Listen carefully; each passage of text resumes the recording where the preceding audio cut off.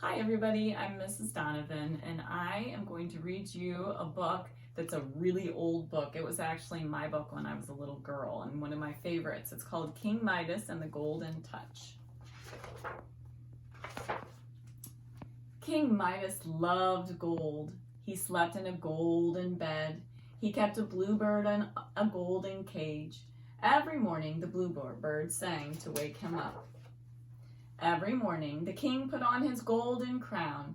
He sat down to breakfast with his daughter, Princess Leela. They drank royal grape juice. They ate royal sausages. They drank from golden cups. They ate from golden plates. After breakfast, the king went to see his royal goldsmiths. His goldsmiths made him golden clocks and golden tables. They even made him golden fish hooks. Every day the king went for a ride. He went all over his land looking for gold. Then he took the gold back to his palace.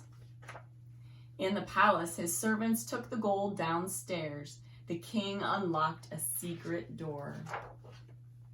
The servants took the gold into a big dark cave. The cave was full of gold. Every day King Midas locked himself in. Gold, he would say, I love the way it shines.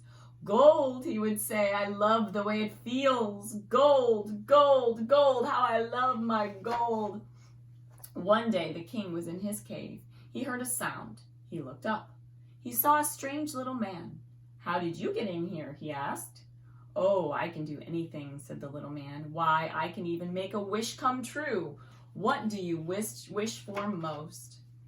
What do I wish for most? Gold, of course, said the king. I wish that everything I touch would turn to gold. That is a very big wish, said the little man. It may not make you happy, but if that is what you want, I will make your wish come true. Go upstairs, go to bed.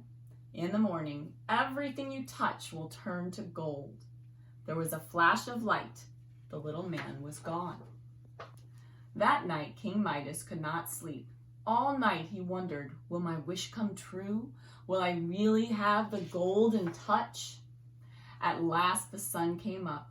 The king's bluebird began to sing. King Midas sat up. He reached out to touch the bird. The bluebird turned to gold. It works, shouted King Midas. I have the golden touch. He put on his royal coat and pants. His coat and pants turned to gold. King Midas ran through his palace. He turned a door to gold. He turned a chair to gold. He turned his umbrella to gold. Then he ran into the garden. He turned a frog to gold. He touched the red roses. He turned them all to gold. Look, he called to Princess Leela. Look what I can do. But Leela did not answer. She just looked at the golden roses. They were hard and cold. They did not even smell. The king and the princess went to eat breakfast. King Midas was very happy. He took a royal sausage. Ouch! Yelled King Midas. My sausage has turned to gold. I can't eat this, he cried. He reached for his grape juice. Oh my, said King Midas. Golden grape juice.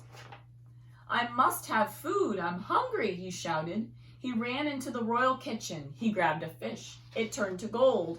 He grabbed some apples and donuts. He grabbed more and more sausages, and the same thing happened. The same thing happened all day long. The king couldn't write. His ink turned to gold. He couldn't make a fire. The logs turned to gold. All the king's servants ran away. No one could work in a palace like this. That night, the king tried to brush his teeth. He tried to take a bath.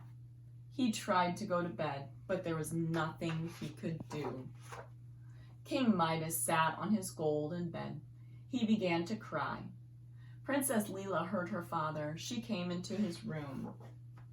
Poor daddy, said Leela. Please don't cry. She ran to her father. She held out her arms.